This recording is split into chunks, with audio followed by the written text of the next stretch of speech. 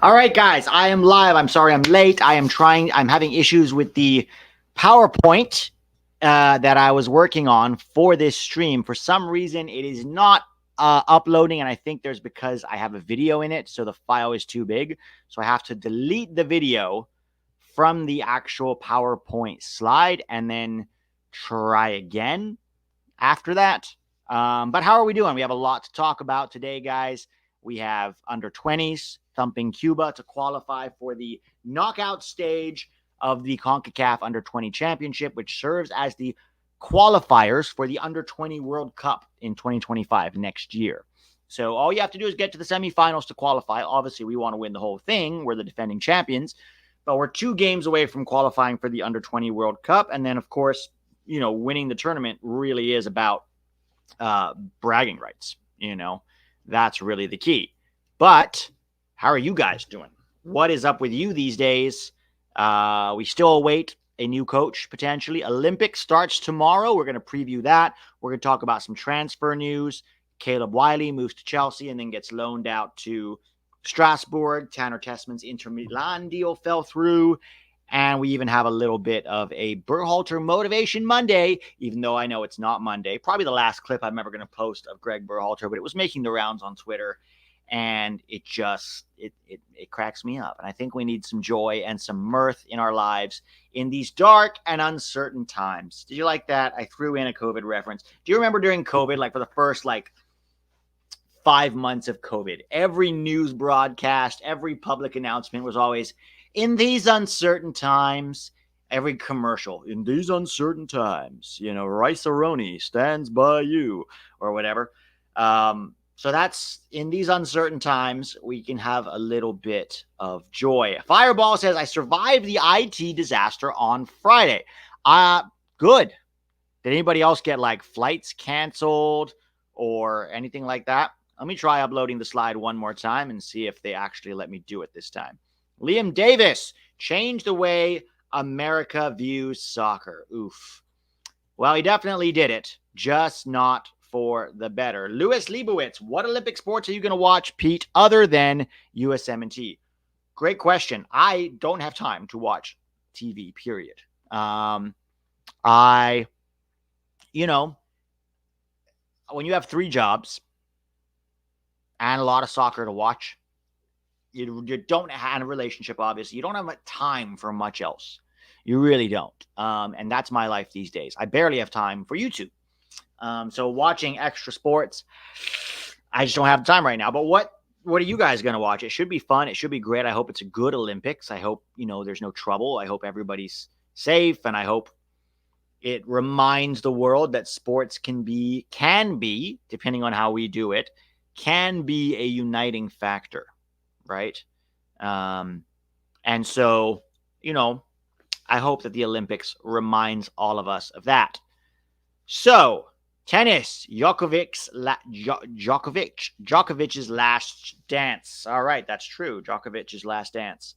I thought he'd already retired. See, that's how out of the loop I am. I thought he was already out of the game. But who knows? Let's have a quick word from our sponsor here in just a minute. Liam Davis says, I'm ready to see USA basketball dominate. First time we're bringing an A team since 2008. My God. First time, huh? I'm glad. Are we bringing all the big dogs, LeBron and all these guys? Are we bringing everyone? No Caitlin Clark for the women, which I think is a mistake. And since I know everything about women's basketball, having watched exactly 0 games, I'm going to now pontificate on why Caitlin Clark should have been at the Olympics as an expert. But yeah, let's have a quick word from our sponsor. While we're doing that, guys, smash the like button so other people can find it. Fantasy Sports is back with a new and improved pick'em game across all sports that makes it easy to play fantasy sports with just a few clicks. Each sport allows you to build a parlay that includes between 2 and 5 predictions about the outcomes of player projections. As you would expect, the more picks you include, the greater the potential payout. Don't go crazy with it and play responsibly, but adding a few bucks here and there to a game gives it a little more excitement and stakes. Use my promo code 11YANKS or click the link in the description to start playing, and Underdog will match whatever you put in your account up to $100. Enjoy! All right. Thank you to Underdog. And thank you to everybody who signed up using my link recently. I saw there was a whole new flurry of signups. That is a great way to support the channel on top of enjoying playing Underdog, because the more signups we get, the more likely Underdog is to renew this deal and help keep the channel alive and kicking until at least 2026. Let's see. So Rascality says Clark is the first superstar women's basketball has had, and they're not utilizing her to elevate the sport, right? Great. Here's the issue that some people will argue. They'll say, well, shouldn't you bring the best players, not the most marketable players, right? And again, I know nothing about women's basketball. I know nothing about basketball, period. So anybody who takes my opinion on this seriously is, frankly unwise. But let me now pontificate, knowing nothing. I understand those arguments. And I'm not saying Caitlin Clark isn't good enough to be there, but I've seen the argument that there are better players than Caitlin Clark that are more proven, and she just wasn't good enough, even if she is more marketable. If that is true, objectively true, then they have an argument, right? That in sports, it should be about on-field merit, not about marketing, because that's what we do with the MLS players, right? We try to market MLS by sending an MLS, and we protest that. We say, no, it should be about who's the best player, right? So you can argue, yeah, Caitlin Clark should be there, but if she's not the best player, should she really? That's the question. So again, I know nothing. So don't, when it comes to basketball, at least with soccer, I like to think I know a little bit. When it comes to basketball teams, not a clue, but those are the arguments on both sides. All right, let's get started here. Under 20s qualify for the knockout phase of the CONCACAF Championship by beating Cuba 4-0. Originally, guys, we were going to do post games for this under 20 tournament, but the games ended up being super late at night, number one, and just not very interesting, number two, because we're so much better than everybody. Now, Cuba was a little better organized than Jamaica. We had a little bit of a tougher time breaking them down, but we still managed to do it quite simply. And again, I'm watching this tournament looking for future superstars, guys who would elevate the program instead of be a contributor to it. And elevators, they don't come around often, right? So that's what I look for. I haven't seen that in this tournament. I have not seen anybody that I feel like could elevate this program in the near future. And that's okay. Maybe there will be some down the line. But I see a lot of players with a good technical floor, right, who look competent, well coached, and tactically astute, but nobody that makes you get up out of your chair and go, oh my God. In the same way that when Christian Pulisic was bursting through or Gio Reyna was bursting through, they did stuff that made us go, wait a minute, what the? They made us stand up and go, oh my God, that's a special player. I don't see special players with this group. And that's okay, we're going to need talent at the margins. We're going to need talent in depth. And, you never know. Like Taha Habrun, I thought was one of the more impressive players last night. Still not a superstar, right? And let's face it, a lot of these guys, you're not even playing in MLS yet. And most of them are 19 years old, 18 or 19 years old. Superstars, great players. By the time they're 18, 19, they're playing pro already, right? Heck, Lamine Yamal's playing pro at 16. S27 says Griffin Dorsey will elevate the program, but he doesn't get call-ups. But, look, the point of this tournament is to qualify for the World Cup, and then we test our talent in depth and see how it goes against the rest of the world. There are guys also that are missing. A huge number of guys. Diego Cochin, Gavin Beavers, Mattia Kimbani, Noah Kai Banks, Grayson Titoni, Christian Fletcher, Cole Campbell, for example. Even a guy like, what's his name? Peyton, for the new left back for New England Revolution. Watch him play, right? I think a very interesting left back and only 16 years old. Maybe he could be there for the under-20 World Cup. Tariq Scott at FC Dallas is starting to show some things. Granted, he's a little bit older, right, at 19. But there's other talent that's been missing from this team too. So we'll see how in the next year. Maybe Caven Sullivan comes through in the next year. Maybe this other kid, Mathis Albert, in the LA Galaxy Academy, who's the same age as Caven, but definitely not getting as much love, could break through. Esmir Baraktarevic, if he doesn't switch to Bosnia. There are other options, right? But as of right now, we'll keep following this tournament and we'll keep but I don't see anybody in this tournament that makes me get out of my chair. Like we said, Gio and Pulisic were both playing for Dortmund at 17 years old. All of these guys are 18 or 19, and none of them playing for Dortmund, right? And Carol, you mean Carol, Hank Hill. Carol Figueroa is in Liverpool's academy. That means absolutely nothing. Mark Pelosi was in Liverpool's academy. Like, being in Liverpool's academy doesn't mean much. Okay. Yeah. Maxi Carrizo is another guy. Liam Davis. Tyler Hall over at the Red Bulls is another guy. So there's a lot of options. We have to see who's going to really stand out and elevate the program, because that is absolutely what we are looking for. Right. But as of right now, we can enjoy and watch and see, because, it's still Team USA. Caleb Wiley signs for Chelsea FC. Transfer Market is reporting it was a 10 million euro transfer fee plus add-ons. Now, I don't love Americans signing for Chelsea because I think that is a club in crisis. I think that is a club that signs very mediocre players to extremely long contracts, including this one. 6-year deal is a long contract. Sure, it's not a 10-year deal, but these are extremely long contracts for very unproven players, right? He will be loaned out to Strasbourg in the coming season, right? That is a team that plays in France. It's right on the border with Germany, a small town. Patrick Vieira was just their coach. He is now gone. So we don't know who's going to be the new coach, but it is sort of a Chelsea loan team. There's a chance Gaga Slonina could end up there too. And I don't love players becoming members of a team's loan army, because more often than not, it doesn't work out. And having watched Caleb Wiley, I don't think he's a Chelsea level player ever.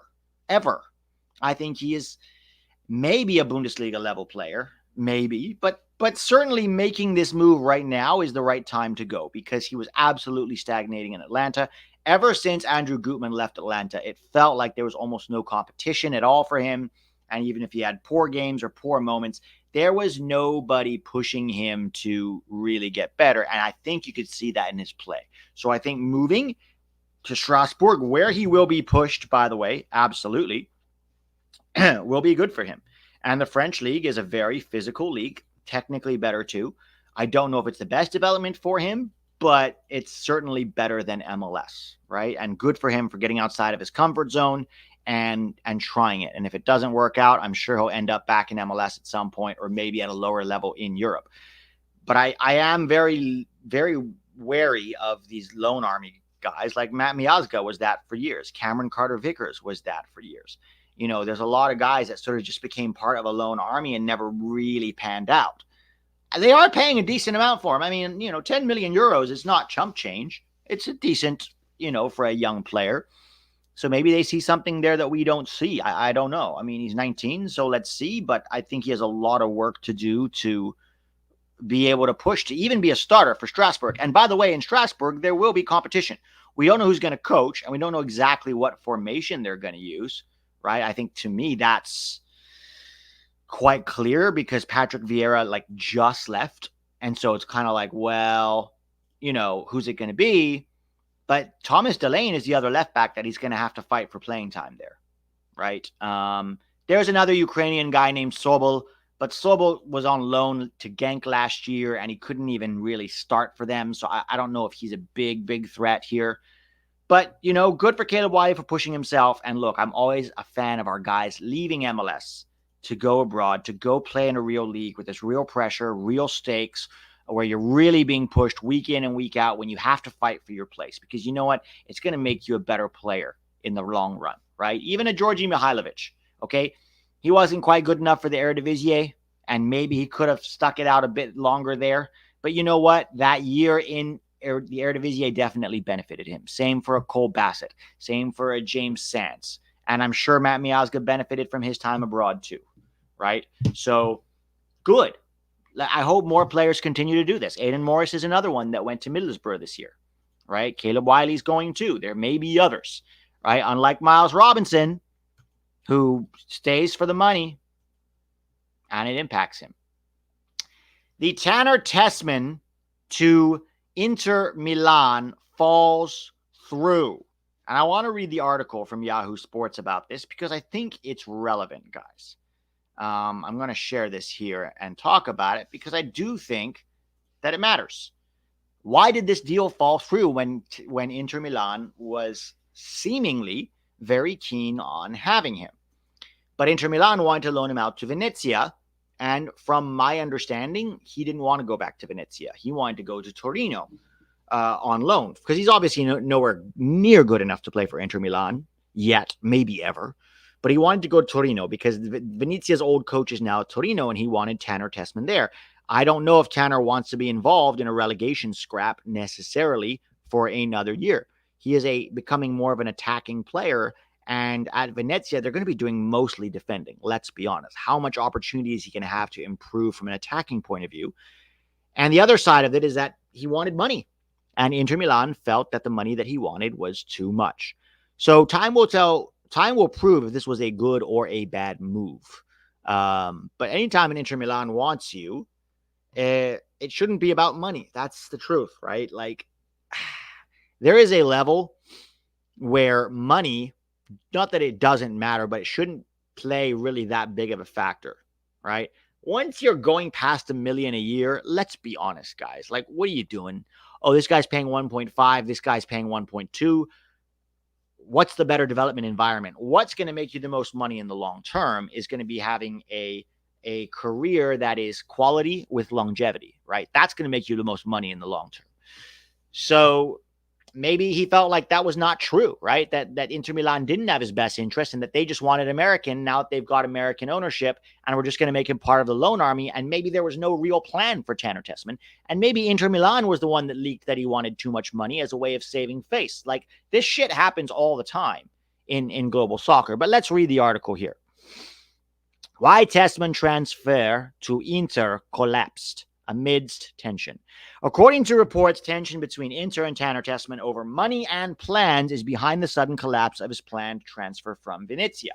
The two clubs had shaken hands on the agreement with the idea of making the sale this summer, leaving him on loan at Venezia for one more season in Serie A, and then having him come to San Siro in 2025.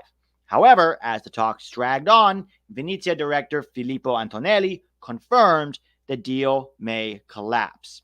What tore Tessman rapport with Inter? Now, Tuttosport are suggesting there are multiple reasons behind the failure of Inter and the USMNT midfielder to agree terms. Part of it is down to commission and extra payments that his entourage, read his agent, reportedly wanted to complete the transfer on top of a salary demand that was deemed excessive. So it's very possible that Tanner asked for too much money and his agent wanted to get paid too much. We're seeing this with Jonathan David right now, where his agent wants a 10 million cut of any deal. These agents are getting out of control, honestly, guys. One of the biggest plagues in soccer, in the global game right now, is greedy, money-grubbing parasites of agents. They're not all like that, but there are a lot of them. And they're ruining players' careers. And players have to be very careful about what agents they hitch their wagon to, because there are a lot of them that are not, they're only in it for themselves. They're not understanding that the longevity of your career will be good for them. They want a quick payday now. You know why? Because these agents go, he could break his leg tomorrow and never be the same player again. So I want to get paid now. If that happens, I can go get other players. That's fine. But they're not interested in the long-term game, a lot of these agents. They want to get paid now because you just never know what happens to players. And when I say they want to get paid now, I don't mean they want to be able to support their family this year. I mean they want 2 yachts instead of 1. That's what I mean, about that. So it's hard to know exactly what happened, but according to reports, and I have heard similar things, that Tanner and his entourage or his agent, whatever you want to call it, has asked for too much money. Another issue is what happens next in his career, as Inter's idea was to send Tessman out on loan to gain experience, and they could not agree on where that would be.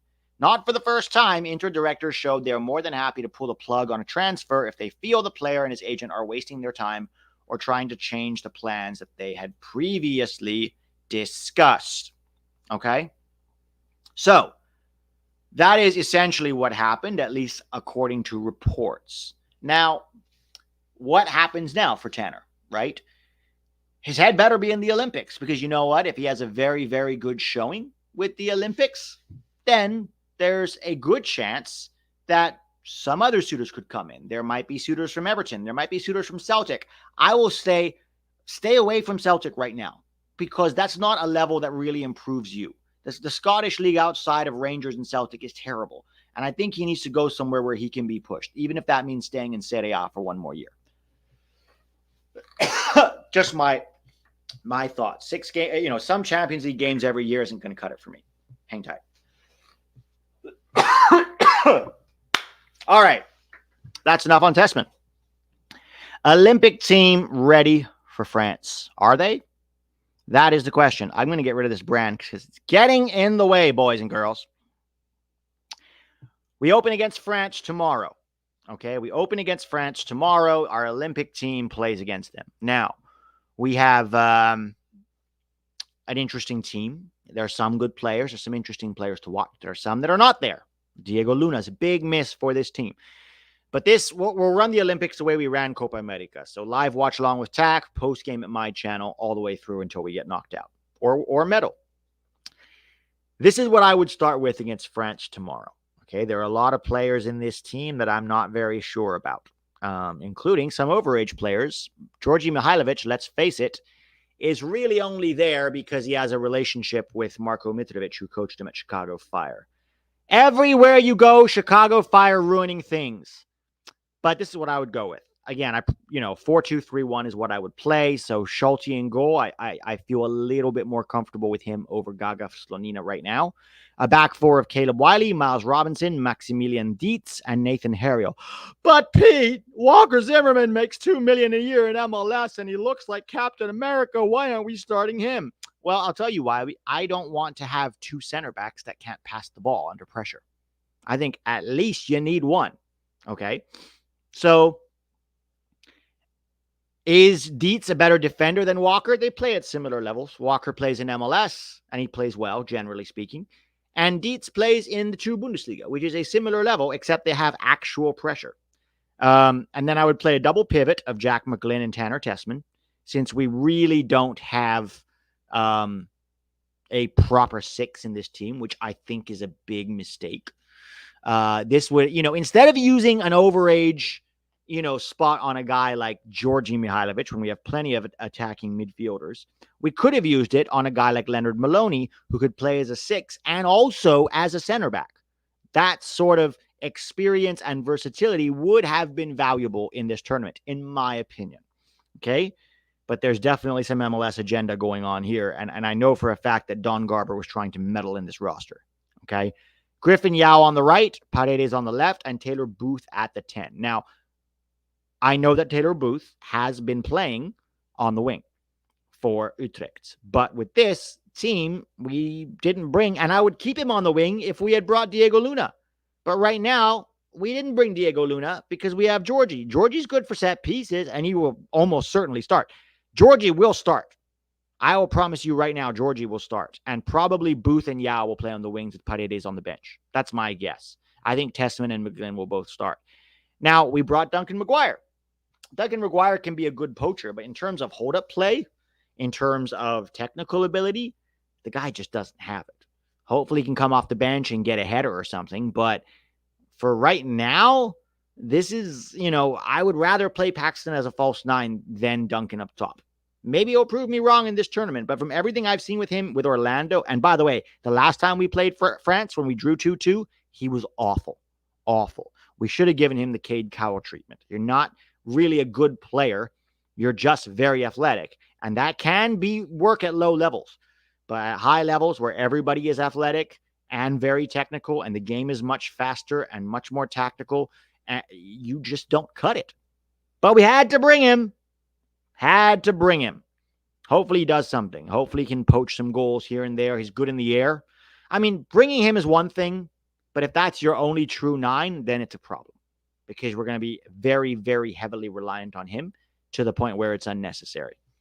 So this is what I would do, but this is not what's going to happen. I promise you, Dietz is going to be seated on the bench, and then Zimmerman's going to start with Robinson.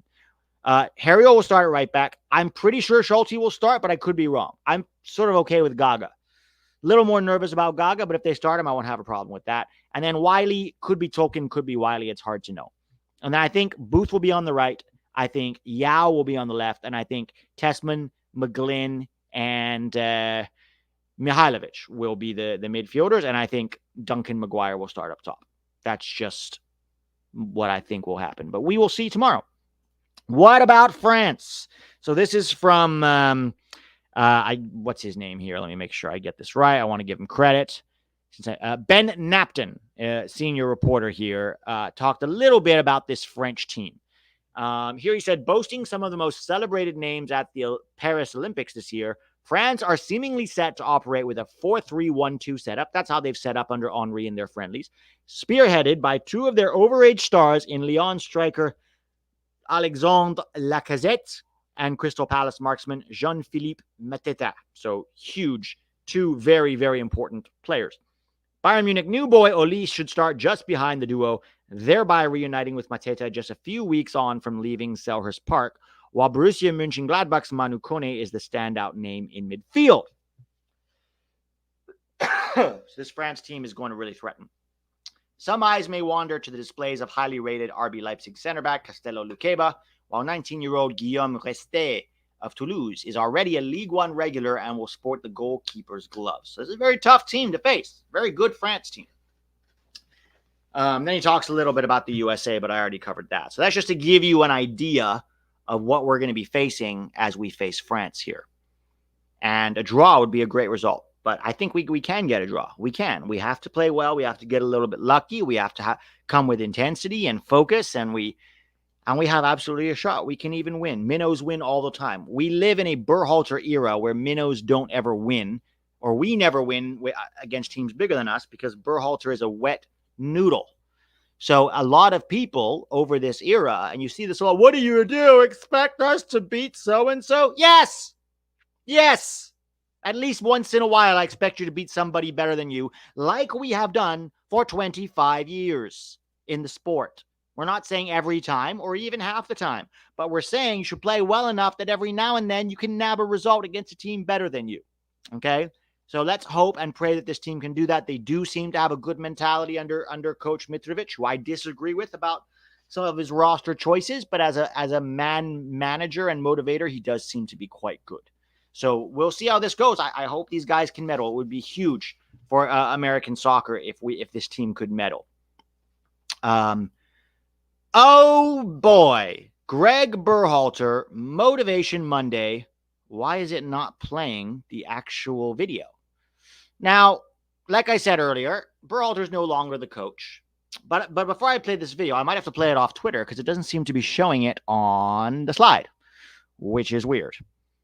I will say this. Some people are going to go, why are you still talking about Greg Berhalter? Guys, Greg Berhalter has been gone for less than 2 weeks. Less than 2 weeks. He was in charge for 6 years. You don't just forget about somebody overnight. He did irreparable damage to American soccer, including recent reports, which TAC already reported on, by the way. So once again, sources, right after Copa America, TAC said Tyler Adams is injured again. Some people are like, he's not injured. I think even Tom Bogert tried to refute. Turns out Bournemouth's Iraola came out and said, yeah, he's going to have surgery again. He was feeling a little bit before Copa America, and now he has to have surgery because it got worse during Copa America. So he is still doing damage to this program, and the effects of his damage are still being felt. And this one's funny. It's quite funny, and so I'm going to play it. And Rascality, I'm sorry you don't like it. I don't know what to tell you.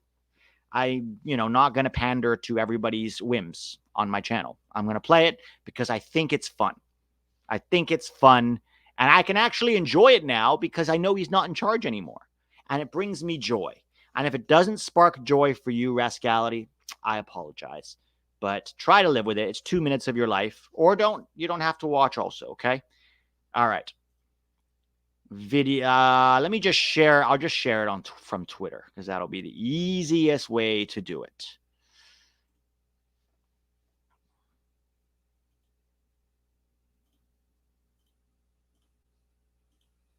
Let me make sure that my Eurosnobs chat group is closed.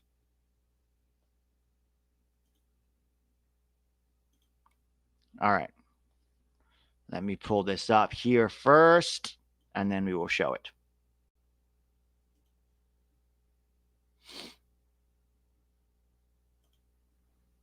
Who's up for that challenge? Raise your hand.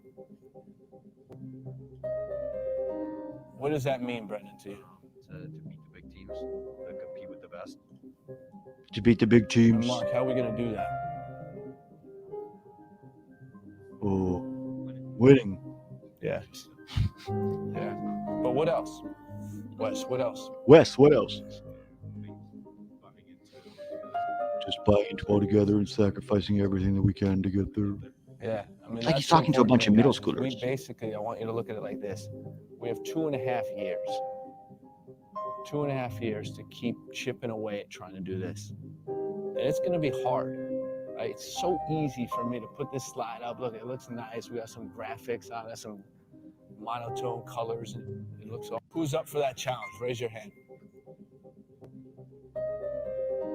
What does that mean, Brendan, to you? So this is Greg, middle school teacher, trying to motivate the players.